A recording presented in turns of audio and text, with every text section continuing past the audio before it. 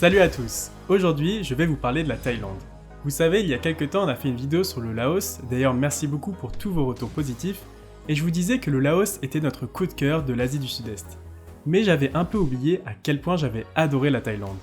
Si le Laos reste notre coup de cœur pour sa nature sauvage et son ambiance unique au monde, et aussi parce que c'est un pays assez méconnu, je pense que la Thaïlande est une valeur sûre, un pays qui conviendra au plus grand nombre et où chacun saura trouver son bonheur. Vous voulez bronzer dans un cadre paradisiaque, la Thaïlande possède quelques-unes des plus belles plages du monde.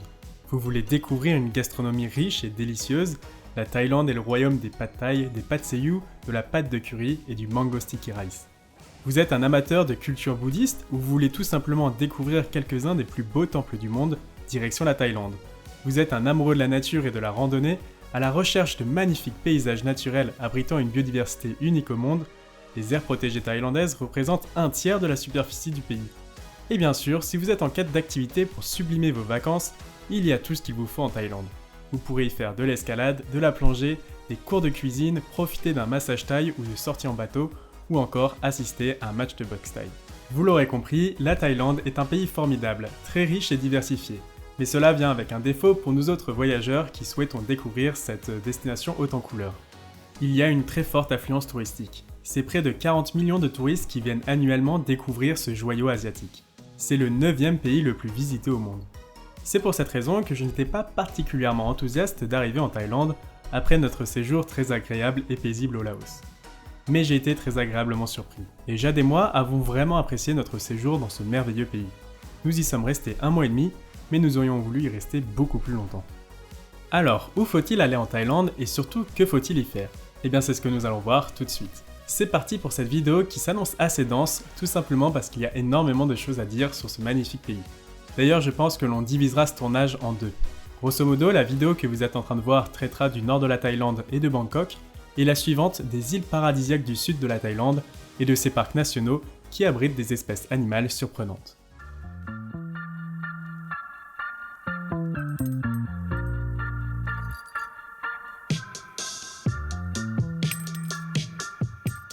Bon, alors je vais commencer par vous dire quelques trucs en vrac qui vous seront utiles si vous allez un jour en Thaïlande. C'est pas trop le sujet de la vidéo, alors on va faire vite. En Thaïlande, on roule à gauche. On utilise le baht, la monnaie nationale, et 1 euro est égal à environ 38 bahts. On se déchausse pour entrer dans les temples. 2 fois par jour, à 8h et à 18h, l'hymne national est diffusé, alors on se lève, on arrête tout et on reste immobile le temps de l'hymne. Pour saluer quelqu'un, on ne lui serre pas la main, on ne lui fait pas la bise, mais on utilise le wai. Cela consiste à joindre ses mains comme pour faire une prière. On ne touche pas la tête des gens. Pour les Thaïs, c'est ici que réside leur âme. C'est encore plus mal pris si vous le faites à un enfant, alors attention. Les femmes ne doivent jamais toucher les moines. Elles doivent également éviter de s'asseoir à côté d'eux dans les transports en commun. Bien entendu, on n'achète et on ne consomme pas de drogue en Thaïlande. Les délits de consommation ou de possession de drogue sont systématiquement punis d'une peine de prison ferme allant de 6 mois jusqu'à 20 ans. Et dans le cas de possession d'une certaine quantité de drogue, la peine capitale peut être appliquée.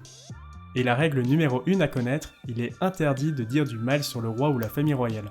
Les crimes de lèse-majesté peuvent être punis de 3 à 15 ans de prison pour quiconque diffame le roi, la reine, son héritier ou le régent. L'image et la personne du roi devant être respectées, on manipule avec le plus grand soin les billets de banque car le portrait du roi y figure. Bien, maintenant que les règles de base sont posées, direction Bangkok, la capitale de la Thaïlande. Bangkok est une métropole effervescente, abritant près de 15 millions d'habitants. Pour nous qui adorons la nature, les endroits isolés et sauvages loin des foules, ce n'est pas le grand rêve, et pourtant on a bien aimé notre séjour à Bangkok. C'est une ville dynamique et cosmopolite, réputée pour sa vie nocturne animée, ses marchés colorés, ses temples magnifiques et sa cuisine délicieuse. Les attractions phares incluent le Grand Palais, le temple Wat Pho avec son Bouddha couché, le marché flottant de Damnoan Saduak. Oh, je suis désolé d'ailleurs, je vais écorcher tous les noms dans cette vidéo, alors s'il vous plaît soyez indulgents, de toute façon je vous l'écrirai, ce sera plus simple. Il y a aussi bien sûr le parc Lumpini et la très célèbre rue Khao San Road. Le Wat Arun est aussi magnifique à aller voir au coucher de soleil. Le Grand Palais est le cœur spirituel du royaume thaïlandais. Et comme son nom l'indique, il est vraiment très grand. C'est un magnifique complexe de 200 000 m², dont la construction a commencé en 1792. Au centre se trouve le temple du Bouddha d'Émeraude, le Wat Phra Kaew, qui abrite l'une des reliques les plus sacrées de Thaïlande. Un petit Bouddha de 45 cm de haut, qui, vous l'aurez deviné, est en jadeite. Et oui, ce n'est pas de l'émeraude, mais bien de la jade. Mais ça reste l'un des symboles les plus prestigieux de Thaïlande. Juste à côté du Grand Palais se trouve le Wat Pho, un magnifique temple du XVIIIe siècle qui s'étale sur 8 hectares et qui abrite une statue d'un Bouddha couché de 46 mètres de long et de 15 mètres de haut, recouvert de feuilles d'or. Le Wat Pho est considéré comme le berceau du massage thaï et le temple dispose même de sa propre école de massage, l'une des plus anciennes et prestigieuses du pays. De nombreux autres temples de Bangkok méritent bien une visite. On a déjà parlé du Wat Arun, mais il y a aussi le Wat Ratchabophit, le surprenant Wat Prayun avec son grand chédid blanc et son étang à tortue, ou encore le magnifique temple de marbre, dont je me refuse à prononcer le nom, Wat Benchamabophit. Bref, voilà pour les temples de Bangkok. Vous allez voir, les temples en Thaïlande c'est vraiment quelque chose, surtout dans le nord du pays, donc il y en aura beaucoup dans cette vidéo, il va falloir s'habituer au Wat quelque chose. Khao San Road, quant à elle, est vraiment surcotée selon nous. Il n'y a pas grand chose d'intéressant à voir, seulement des vendeurs d'araignées, de scorpions et d'insectes en tout genre qui essayent de vendre leurs brochettes aux touristes. Les stands de pad thaï sont plutôt bons, mais vous en trouverez de toute façon dans tout le pays. Et enfin, le parc Lumpini, situé en plein cœur de Bangkok, offre un oasis de fraîcheur au sein de la capitale qui est tout de même assez polluée et étouffante. C'est vraiment un parc agréable et cerise sur le gâteau, on peut y voir de nombreux varans et des tortues qui se baignent tranquillement dans les étangs du parc. C'est un peu les écureuils de là-bas. Le soir, rendez-vous sur un des rooftops de la ville pour boire un cocktail sous un magnifique panorama et s'offrir une expérience mémorable. Vous n'oublierez pas de sitôt la skyline éblouissante de Bangkok. Mais notre souvenir le plus marquant dans la capitale, c'est la visite d'un endroit assez méconnu et pourtant vraiment incroyable, la ferme aux serpents de la Croix-Rouge. C'est un véritable sanctuaire de la biodiversité dont l'activité va de l'étude des reptiles et de leur venin à la préservation des espèces en passant par la sensibilisation du public. Il est notamment possible d'assister à des démonstrations de l'extraction de venin de cobras royaux pour la fabrication d'antivenins. Vous pouvez aussi assister à une présentation des différentes espèces présentes en Thaïlande et faire votre petite photo souvenir avec un très gros python. Le centre comprend un grand nombre d'espèces qui vivent dans des enclos extérieurs ou des vivariums à l'intérieur. Il y a aussi tout un parcours pédagogique, c'est vraiment génial. Mais voilà, après nos quelques jours passés à Bangkok, direction le nord du pays. La Thaïlande du Nord est le berceau de l'authentique Thaïlande, celle des temples, des montagnes verdoyantes, des plantations de thé et de café, des rizières et des tribus ethniques encore préservées. Loin des îles paradisiaques et des cocotiers, elle reste tout de même très touristique car elle abrite des joyaux de toute beauté. C'est vraiment une très belle région et faire un voyage en Thaïlande sans y aller serait vraiment dommage. Pour s'y rendre, rien de mieux que le train qui traverse tout le pays. Vous pouvez faire les 13 heures qui vous attendent en première classe ou alors faire comme nous et payer une bouchée de pain pour faire le voyage en 3ème classe. C'est très rustique mais l'expérience en valait la peine. Enfin, nous arrivons à Chiang Mai, la seconde plus grande ville de Thaïlande après Bangkok. Surnommée la Rose du Nord, c'est le royaume des temples. Il est assez facile de se repérer à Chiang Mai car la vieille ville regroupe la majorité des temples à visiter, dont je vous parlerai juste après, mais aussi des marchés, des musées, des bars, des restaurants et les principaux hôtels et guesthouses de la ville. Bordé par des douves et entouré d'un mur d'enceinte, vous pourrez pénétrer dans la vieille ville par 4 portes principales situées aux 4 points cardinaux. Vous pourrez ensuite vous promener tranquillement à pied à l'intérieur et admirer les bâtiments traditionnels. Vous trouverez des temples plus beaux les uns que les autres partout à l'intérieur de la vieille ville. La plupart sont gratuits et pour ceux qui sont payants, le coût est vraiment modeste. Rapidement, voici la liste des temples que nous avons préférés. Le Wat Phra Singh est l'un des temples les plus vénérés par les Thaïlandais dans la ville. Il est célèbre pour son architecture raffinée et élégante, typique du style Lana. Bienvenue au Wat Phra Singh, certainement l'un des temples les plus connus de Chiang Mai. Il est assez impressionnant. Et puis ce qui est cool, c'est qu'on a d'autres petits temples qui sont magnifiques. Et c'est aussi très agréable parce que même si c'est un temple très connu, situé en plein centre-ville de Chiang Mai, et il n'y a pas grand monde, c'est assez reposant. Après c'est normal, il fait super chaud, il doit faire pas loin de 40 degrés, il est 14h, donc on va aller chercher un peu de fraîcheur à l'intérieur. C'est parti.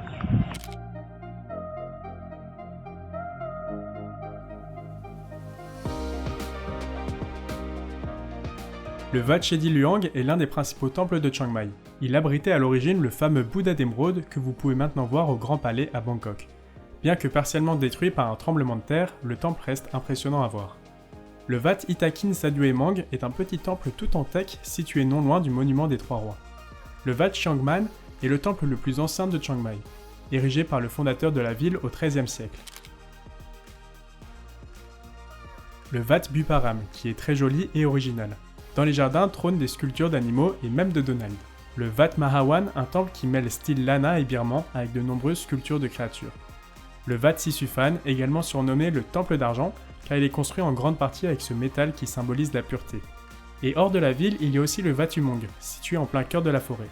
Très original, ce temple présente un gros shédi au sommet d'une colline artificielle, mais surtout il y a une multitude de tunnels souterrains explorables qui abritent des statues de Bouddha. Donc c'est un temple assez spécial parce que, comme vous pouvez le voir, on est à l'intérieur de tunnels. Et les lieux de prière sont dans les tunnels. Et du coup, on a une ambiance assez spéciale. Il y a énormément d'autres temples à Chiang Mai, tous plus intéressants les uns que les autres. On peut par exemple penser au Wat Suandok ou au Wat Jed Yod, dont le nom me fait vraiment penser à Star Wars. Situé juste à la sortie de la ville, je vous conseille d'aller visiter le parc national de Doi Suthep. Vous pouvez vous y rendre en Song Tau, en taxi rouge en gros, avec un tour, en voiture ou en scooter. Mais là, attention, contrairement au Cambodge, au Laos ou au Vietnam, c'est de plus en plus risqué de conduire un scooter en Thaïlande sans permis. L'endroit le plus visité du parc est le Wat Phra That Doi Suthep. Il se trouve au sommet d'une colline et permet d'admirer un panorama à 360 degrés sur Chiang Mai et les alentours. Pour rejoindre le temple, vous devrez grimper environ 300 marches, de quoi bien se mettre en jambes sous les 40 degrés habituels. Mais pour notre part, on a eu un gros coup de cœur pour le Wat Pha Lat, notre temple préféré de toute la région de Chiang Mai. Son surnom de sanctuaire dans la jungle est équivoque. Le temple est situé en pleine forêt et offre calme et silence aux âmes méditatives. Peu de touristes, de sublimes sculptures et gravures et une grande variété de statues en plein cœur de la nature, tout ce qu'on aime quoi.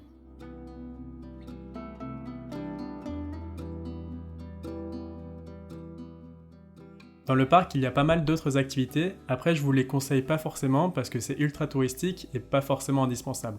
Mais si vous avez le temps, vous pourrez aller voir le village Mong Doi Pui avec son beau jardin et les costumes traditionnels de ses habitants, le Bubbing Palace qui est la résidence d'hiver de la famille royale thaïlandaise lorsqu'ils séjournent dans le nord du pays. Seuls les jardins se visitent mais ils sont bien entretenus et fleuris, la cascade Montatan et celle de Sai Yoi juste après, et enfin la cascade Huykaew. Yuaikayu. Par contre, on a quand même réalisé un de nos rêves à Chiang Mai. Après 4 mois de voyage en Asie dans des conditions souvent spartiates, on s'est offert un massage thaï traditionnel dans un super salon de massage, le Zira Spa. C'était super agréable et parfois même un peu douloureux. En fait, le massage thaï c'est assez sportif, c'est un mélange d'étirements, de points de pression et de tapotements, et donc pendant 1h30 on a alterné entre douleur et bien-être. Mais on en ressort vraiment bien, les muscles sont détendus et les articulations sont relâchées, c'est un peu comme une séance de kiné dans une ambiance massage. Et c'est surtout un incontournable de la Thaïlande. À environ 2 heures de route de Chiang Mai, il est aussi possible de visiter le parc national de Doi Inthanon, à ne pas confondre avec le parc national de Doi Suthep dont on a parlé juste avant. C'est l'un des parcs nationaux les plus populaires de la Thaïlande, un endroit magique qui fera le bonheur de tous les amoureux de la nature et de la randonnée, que ce soit à pied ou à vélo. On y trouve le plus haut sommet de la Thaïlande, le Doi Inthanon, qui culmine à 2565 mètres d'altitude. Pour découvrir toute la beauté de la province de Chiang Mai, le mieux est de partir en trek. Sur cette partie de la Thaïlande du Nord, c'est l'occasion de profiter de paysages somptueux, de traverser des villages de montagne et de crapahuter jusqu'aux plus belles rizières en terrasse de toute la Thaïlande. D'ailleurs pour ça, je vous conseille de vous rendre au village de Mae Klong Luang ou de Ban Ba Pong Piong. Pour notre part, on avait déjà bien profité des rizières, que ce soit au Laos mais surtout au Vietnam, alors on a préféré partir en direction de Pai plutôt qu'au Doi Inthanon. Pai, c'est une charmante petite ville, située à 150 km de Chiang Mai, à l'ambiance hippie. La campagne y est splendide, le temple Wat Phra That Ma Yen impressionnant au coucher du soleil, le pont du mérite bambouesque et les cascades aux alentours rafraîchissantes. Mais si on vient à Pai, c'est aussi et surtout pour se rendre au canyon de Pai. C'est l'un des plus beaux sites naturels de la région. Les paysages y sont impressionnants et de nombreux sentiers pédestres permettent d'y faire de la randonnée.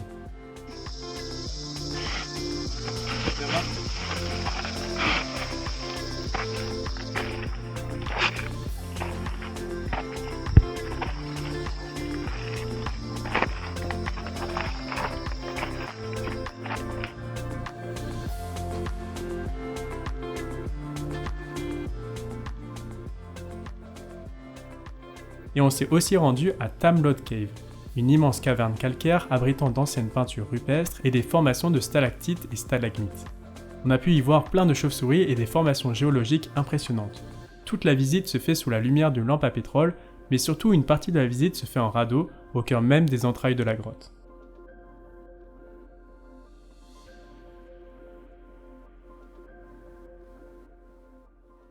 Un autre endroit incontournable, mais malheureusement aussi très touristique de la Thaïlande, c'est Chiang Rai, et pas Chiang Mai, Chiang Rai.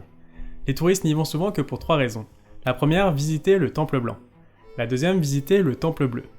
Et la troisième, visiter le temple noir, qui est en fait pas un temple. Il s'agit plutôt d'un musée et d'un atelier d'art. Sa construction est un mélange d'architecture traditionnelle thaïlandaise et d'un style contemporain et peu orthodoxe. Il ressemble beaucoup à un temple ordinaire de l'extérieur, mais avec une ambiance sombre et mystérieuse qui s'étend dès que vous entrez à l'intérieur. Recouverte d'art et d'installations faites d'animaux taxidermistes, la Maison Noire est la plus grande collection au monde de dépouilles d'animaux transformées en meubles et en installations artistiques. Le temple blanc voisin est beaucoup plus connu des touristes et il est souvent décrit comme paradisiaque. La Maison Noire est son contraire, une construction des ténèbres remplie de morts. Mais ce n'est pas vraiment un temple de l'enfer, et il n'est pas conçu pour être maléfique ou effrayant. La mort et la mortalité sont exposées partout, réitérant l'impermanence de la vie qui est au centre de la pensée et de la philosophie bouddhiste. En effet, Dushani, l'artiste derrière la Maison Noire, était un bouddhiste fervent, et son œuvre représente très probablement le cycle de la vie, de la mort et de la renaissance, connu sous le nom de samsara, qui inclut nécessairement la souffrance. Le temple blanc a une histoire également très intéressante. Ce n'est pas un temple ancien possédant une statue de Bouddha à vénérer.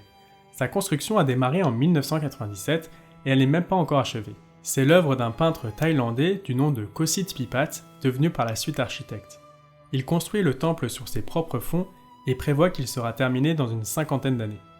Sa particularité, c'est d'être construit grâce à un mélange de chaud et d'éclats de miroir qui le font étinceler au soleil. À l'intérieur du temple blanc, vous trouverez bien sûr une statue de Bouddha, mais surtout une fresque, mélange de scènes traditionnelles bouddhistes et de scènes de films célèbres comme Matrix ou Star Wars. Tant qu'à faire à Chiang Rai, après avoir visité le temple blanc et la Maison Noire, n'oubliez pas d'aller faire un tour au temple bleu. Mais vous pouvez aussi aller visiter le Wat Phra Kaew. En 434, le shédi de ce temple aurait été frappé par la foudre, et le bâtiment en s'effondrant aurait révélé, caché à l'intérieur, une petite statuette de jade, baptisée le Bouddha d'Émeraude. Et oui, c'est le fameux Bouddha d'Émeraude, qui a par la suite été déplacé d'abord à Chiang Mai, puis à Bangkok dans le Grand Palais. Encore lui. Visiter la Thaïlande du Nord, c'est aussi arpenter de nombreux marchés. Que ce soit à Pai, à Chiang Mai ou à Chiang Rai, vous allez vous régaler, notamment dans les marchés de nuit, grâce aux innombrables stands de nourriture, et vous allez trouver votre bonheur que ce soit pour y acheter des souvenirs ou faire le plein de fruits et d'épices. Il est malheureusement temps de dire au revoir au mystère de la Thaïlande du Nord. Mais sur la route du Sud, un arrêt historique s'impose, et il y a 2 endroits incroyables pour en apprendre plus sur l'histoire de la Thaïlande. La cité historique de Sukhothai dans le nord, et celle d'Ayutthaya, située juste au-dessus de Bangkok. Vous pouvez faire les deux, ou alors choisir celle qui vous attire le plus. Les deux se font très bien à vélo, font partie du patrimoine mondial de l'UNESCO, et se ressemblent finalement beaucoup. Sukhothai est la première capitale du royaume Siam, Ayutthaya en est la deuxième. Sukhothai est avant tout considéré par les Thaïs comme l'apogée d'un style architectural que l'on admire encore aujourd'hui. Mais nous avons préféré miser sur Ayutthaya et on n'a pas du tout été déçus de notre choix. On a trouvé le parc historique magnifique. Ça nous a rappelé de bons souvenirs avec les temples d'Angkor au Cambodge. D'ailleurs, comme à Angkor, on a décidé de se balader à vélo sur 2 jours, un choix judicieux pour visiter tous les temples. On a commencé par le prestigieux Wat Ratchaburana. Construit au XVe siècle, ce temple de style khmer abrite le plus grand shédi d'Ayutthaya. Ce temple a été érigé par le roi en mémoire de ses 2 frères qui se sont battus à mort sur ce lieu en tentant de conquérir le trône à la mort de leur père. Tous les 2 sont morts et c'est finalement le 3e qui a hérité du royaume.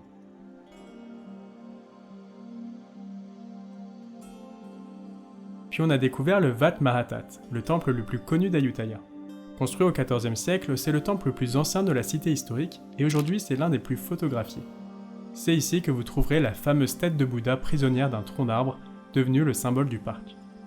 Elle est considérée comme sacrée et un bon nombre de Thaïlandais viennent ici pour la vénérer.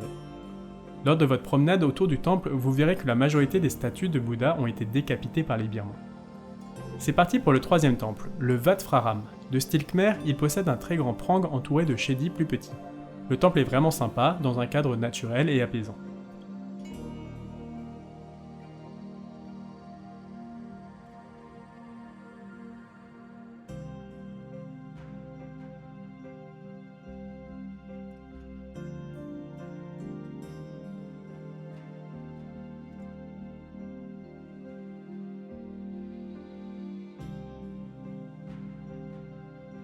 On a ensuite enchaîné avec le Wat Yai Chaya Mongkun, Un magnifique temple composé d'un grand shedi en forme de cloche et gardé par 2 grands bouddhas de pierre assis et revêtus de toges dorées.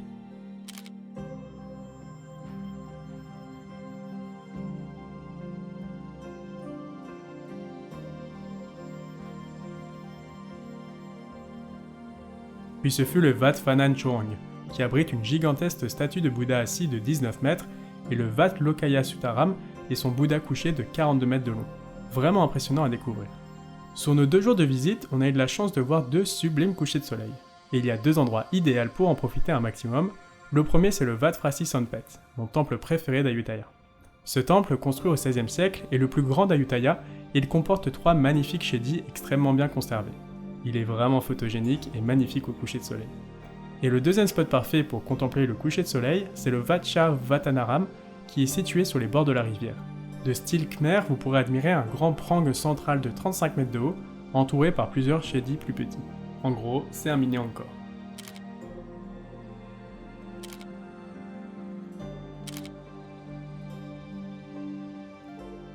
Bon, j'imagine que vous en avez ras-le-bol de voir des temples et surtout de m'entendre dire des vat machins. Ne vous inquiétez pas, la prochaine vidéo sort très bientôt et pour le coup on ne va pas du tout parler de temples. Le sud de la Thaïlande est bien plus connu pour ses plages paradisiaques tant convoitées et ses merveilleux parcs nationaux. D'ailleurs en parlant de parc national, on va finir cette vidéo dans un parc national entre le sud et le nord de la Thaïlande. Khao Yai, ce sera la transition parfaite pour la prochaine vidéo. Le parc national de Khao Yai abrite la plus grande forêt de moussons du continent asiatique et il est inscrit au patrimoine mondial de l'UNESCO. Il abrite en effet une flore et une faune exceptionnelles. Le parc est vraiment splendide et on a pu le découvrir avec Green Leaf Tour, une petite entreprise thaï familiale qui nous a invités pour découvrir le parc naturel avec eux. Ce fut une expérience inoubliable. L'objectif ultime, trouver des éléphants sauvages.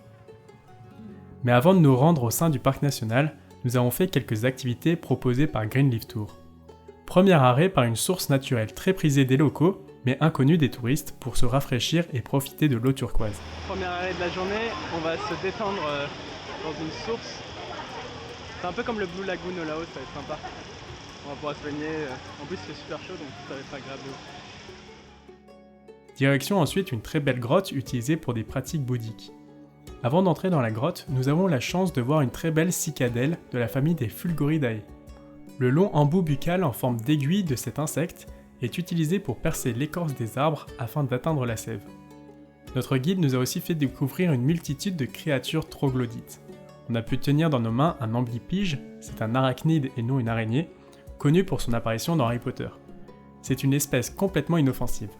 Mais j'ai aussi eu l'opportunité de tenir une très grande espèce de scutigère particulièrement véloce. Là il faut faire un peu plus attention car la morsure est venimeuse. Au fond de la grotte, il y avait une colonie de chauves-souris. C'était un régal de pouvoir les observer dans la grotte, mais ce n'était pas le plus impressionnant. De la même façon qu'à Battambang au Cambodge, ici aussi ce sont des millions de chauves-souris qui quittent la grotte au coucher de soleil pour aller se nourrir. Mais cette fois-ci, le coucher de soleil n'était pas au rendez-vous. À la place, une grosse tempête avec des éclairs illuminant le ciel, et les chauves-souris qui passaient devant tels des spectres. Un ballet aérien grandiose, mais assez difficile à retranscrire en images.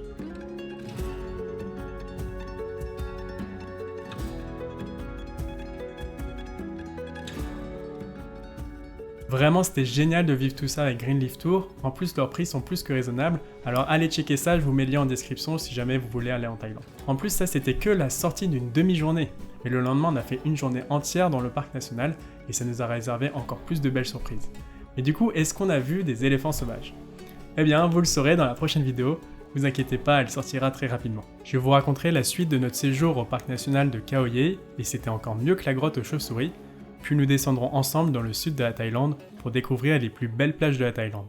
Je vous donnerai les clés pour choisir sur laquelle des innombrables îles se rendre, je vous parlerai de notre coup de cœur de toute la Thaïlande et je vous donnerai plein d'idées d'activités à faire.